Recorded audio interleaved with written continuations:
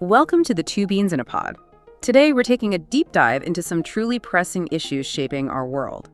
We're going to unpack how rising food prices are becoming, well, a real accelerant for global instability. Then, we'll pivot to the deepening political divides right here in the United States. And finally, take a fascinating historical journey back to the French Revolution to see what uncanny lessons it holds for us today. These aren't just headlines, they're forces that can profoundly impact your daily life, from what you pay at the grocery store to the very fabric of our communities. Exactly. And what's truly insightful is recognizing these patterns. It's about understanding the deep connections between economic pressures, social tensions, and political systems. History isn't just about the past. It's a powerful lens, really, through which we can observe these forces at play and perhaps even, anticipate challenges in our own time. Okay, let's unpack this then. Starting with something that hits everyone's wallet and can spark major unrest: food prices. We've seen this pattern before, and it's genuinely concerning. Think back to the 2007-2008 food crisis. After successive droughts in Australia and limited harvests in places like Ukraine and India, well, prices for staple foods nearly doubled. This wasn't just a tough year, it sparked widespread food riots all across Africa, Asia, the Caribbean. Right. It's a vivid reminder of how quickly that economic strain can translate into social upheaval. And what's particularly striking is how quickly this can escalate. Just 3 years later, 2010 to 2011, extreme weather once again hammered harvests, across multiple continents. It drove grain and other crop prices up by another 70%. 70%. We're talking about a dramatic, rapid increase impacting billions of people. And this is where the connections become, well, undeniable. Remember the Arab Spring? That whole series of revolutions that swept across the Middle East and North Africa. The initial spark in Tunisia, for example, was lit in direct response to rising food prices. That was after Mohamed Bouazizi's tragic self-immolation. In Syria, uprisings began after devastating droughts compounded already escalating prices. And in Egypt, protesters famously chanted, "Bread, freedom, social justice, bread," right there at the top. It clearly highlights a critical, often underestimated link: climate change and its impact on agriculture. Yeah. They're not just environmental concerns, they are core components of national and international security. They act as a real threat multiplier, Amplifying instability, especially in already fragile states. Makes you wonder, doesn't it, if we're fully appreciating how, say, a dry spell halfway across the globe can ignite protests somewhere else entirely. That's a powerful point about how intertwined these global events really are. Shifting our focus now, let's talk about the state of our own society, specifically political polarization here in the United States. It's a topic that feels constant, but the data reveals some stark and, frankly, quite alarming realities. We're seeing an increase in both ideological polarization, that's the actual difference in political beliefs, but maybe even more concerning is the rise of affective polarization. Right. Affective polarization. Yeah. It's about how we feel about the other side. And some research suggests this emotional distance, this gap, is growing faster than the ideological divide itself. Means people are increasingly likely to view supporters of the opposing party as, well, hypocritical, closed-minded, maybe even selfish. There's this striking example. Back in 1960, only a tiny fraction, maybe 4 or 5% of Americans, said they'd be uncomfortable if their child married someone from another political party. Tiny, practically nobody. Exactly. Fast forward to 2010, just 50 years later, and that number had jumped dramatically. A third of Democrats felt that way, and a staggering half of all Republicans. Half. Yeah. So much for finding love across the aisle these days, huh? It definitely makes family gatherings potentially a little more politically charged. That's a huge shift in just how we relate to each other politically. And you see it reflected geographically, too. We're seeing a growing percentage of the U.S. electorate living in what are called landslide counties. That's where one party's popular vote margin is 20 percentage points or greater. In 1976, only about 27% lived in counties like that. By 2016, it was 61%, still very high at 58% in 2020. Wow. So it means we're increasingly living in communities where pretty much everyone around us thinks and votes similarly. And this geographical sorting, when you combine it with issues like gerrymandering, it creates these safe seats for one party. That can lead to candidates becoming more extreme, more radical, just to win their primary elections, which of course further exacerbates the divide. It's not just party lines, it's like our communities themselves are becoming less politically mixed, which naturally reduces opportunities for dialogue, for understanding. Right. And the style of campaigning is changing too. It's moving away from, public debates and that old-fashioned retail politicking. Hands at the diner. Exactly. Pressing the flesh at state fairs. It's moving towards safer spaces like partisan news outlets. Plus, there's been a marked increase in what they call demonizing communication among high-level politicians.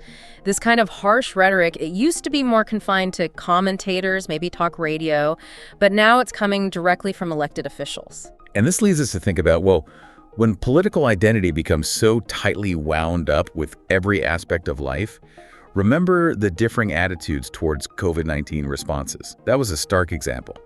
How does that impact our ability to find common grounds or even address shared challenges? It fundamentally undermines the whole idea of a common national identity. George Packer, he even suggests America can be seen as four distinct, often clashing narratives: free America, smart America, real America, and just America, not just two simple poles. So what does this all mean for us, for you listening? Well, this intensifying polarization, it's been directly linked to reductions in support for democratic norms, basic democratic principles. And it consistently impedes solutions to governance problems. It affects the very responsiveness of our government to your needs, to the country's needs. It just makes it harder to get anything done. Okay, before we connect these dots with history, if you're finding these insights valuable, maybe take just a moment to hit that like button and subscribe to the Two Beans in a Pod to keep getting these deep dives. It really does help us bring more of this content to you. All right, now let's turn our gaze back to history, specifically the French Revolution. And we're not doing this as just an academic exercise, right? We're using it as a stark mirror, reflecting some of the same powerful forces at play that maybe we see today. What does this all mean for you? I think it means understanding how quickly a society can actually unravel when fundamental issues are ignored for too long. Indeed.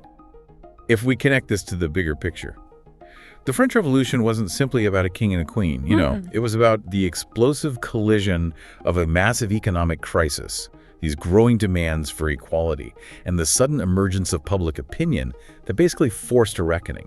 Yeah, that crisis. The one that really opened the door for revolution in France, it actually began during the American War of Independence. France spent over $1 billion livres, that's like a whole year's national income, mostly through loans. Does a massive national debt, largely accumulated through warfare, sound at all familiar? We know what overstretched loans can do to an economy today. And critically, the attempts to solve this crisis, like Calonne's proposal for a land tax to be paid by everyone, including the nobles who were previously exempt, well, that met fierce resistance from those privileged groups. It wasn't just about taxes, though. It was about the distribution of wealth, the perceived unfairness of the whole system. Just for comparison, in the U.S. today, our Gini coefficient, which measures income inequality, it stands at 46. That's significantly higher than many other developed nations. It indicates a similarly wide gap between the wealthiest and, well, everyone else. So you've got huge debt, a system seen as deeply unfair. Yeah. And this pushed the populace, who were increasingly awakened by Enlightenment ideas, to demand more say in government. They basically refused to help solve the financial mess until they had that political voice. And King Louis VI's infamous declaration, "It's legal because I wish it," that only fueled widespread worries about the fundamental nature of their constitution, the rights. It poured fuel on the fire. And this is where the intellectual ferment really starts to simmer. You have the Enlightenment philosophes, those really influential thinkers like Diderot, Rousseau. They were publishing ideas in the encyclopedia that directly challenged royal absolutism and questioned inequality itself. Diderot insisted, "No man has received from nature the right to command others." Jaucourt stated, "Natural equality is that which is found among all men solely by the constitution of their nature." I mean, these are truly revolutionary thoughts for the time. And crucially, these weren't just academic discussions happening behind closed doors. The emergence of opinion, public opinion. It was fostered in salons, cafes, reading rooms. It meant that more and more people were exposed to and actively debating these ideas. It just shows the incredible power of shared information, even back then without social media, to shape the intellectual landscape and inspire collective action. This intellectual awakening, combined with the really harsh practical realities of poverty, really started to boil over. Louis-Sébastien Mercier, whose book Tableau de Paris was a bestseller then, he observed how city life made people question things. Why are some so rich and others so poor, why do so many endure inconveniences when improvements seem obvious? Yeah, the contrast becomes unavoidable. And the spark of popular unrest ignited really quickly. April 1789, rumors spread that a wealthy wallpaper manufacturer, Jean-Baptiste Revillon, had said workers' wages were too high. That immediately led to riots in Paris. Crowds attacked his house, burning papers, tearing up gardens, just a visceral display of anger at perceived economic injustice. The anger was just palpable, and it quickly found a voice. You had pamphlets speaking for a fourth estate, the poor articulating their demands, and this fictitious but immensely popular character, Père Duchesne, this gruff, ill-mannered but sort of warm-hearted stove-setter. He became a kind of populist spokesman, demanding cheaper wheat, an end to luxury for the upper clergy, a reformed tax system hitting the rich without pity. Yeah, really begs the question, doesn't it? How do societies manage that tension between, elite debates about abstract rights and the immediate, urgent needs of common people just trying to survive? And this simmering resentment, it all culminated in that dramatic storming of the Bastille on July 14th, 1789. It transformed the revolution from just words into deeds, from an elite movement into one powerfully led by common people. It was a clear, undeniable signal. The people would not be ignored.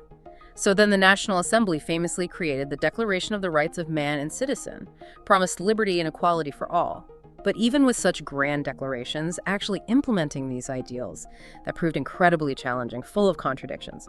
The debate over who exactly counted as man and what rights truly meant was fierce. Absolutely. For instance, the abolition of slavery was debated but initially just ignored, mostly due to the enormous economic repercussions from colonies like Saint-Domingue. It was only later, after history's largest slave uprising there, that slavery was finally abolished in 1794. Only to be reinstated by Napoleon. Right. Shockingly, reinstated by Napoleon in 1802. And even the definition of citizen itself was quickly divided. You had active citizens, basically, taxpayers who could vote, and passive citizens who couldn't, effectively excluding the poor. Women's rights also saw a significant backlash during this period. So even with those lofty ideals written down, making equality and liberty a reality for everyone was just a messy, uneven, difficult process. And this played out in religious freedom, too. The civil constitution of the clergy caused deep divisions, even led to civil war in places like the Vendée, as communities resisted government control over their faith. And what's fascinating, I think, is how the very same ideals, liberty, equality, could fuel both incredible revolutionary fervor and then later the horrific excesses of the terror, as leaders tried desperately to manage internal and external threats. Robespierre's sober assessment, that no one likes armed missionaries when they were debating war. Yeah. That's truly prophetic. It reminds us that trying to impose ideas by force, well, it's almost always met with fierce resistance. Yeah, the whole story of the French Revolution just illustrates this constant push and pull, right? A relentless cycle of change. From Mirabeau's initial attempts to kind of guide the revolution to the radical Jacobins, then the Thermidorian reaction, that backlash against the terror, and ultimately Napoleon Bonaparte's rise to power. Each phase was trying to define and build this new world. And the ease, really, with which Sieyès and Napoleon were able to undermine many of the institutions created by the revolutionaries. It serves as such a powerful reminder. Ideals like liberty and equality, they are not inevitably bound to prevail. The civil codes, for instance, under Napoleon explicitly stated, the husband owes protection to his wife. The wife owes obedience to her husband, rolling back some significant revolutionary gains for women. Yet even Napoleon, later in his rule, still had to appeal to the principles of the revolution. He acknowledged they were, quote, deeply ingrained in the minds of much of the French population. The legacy, as one historian notes, it just shows how incredibly difficult it can be to achieve a true consensus on what liberty and equality actually mean in practice, and how efforts to promote those values can, paradoxically, arouse intense resistance. So when we look at today's challenges, those economic pressures from rising food prices, the deep rifts of political polarization right here, the French Revolution offers this a powerful laboratory of human experience.